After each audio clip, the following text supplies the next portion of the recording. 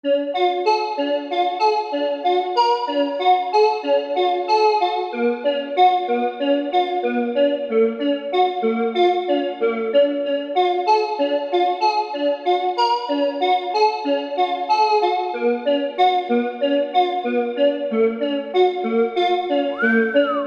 don't know what to do, I don't know what to say.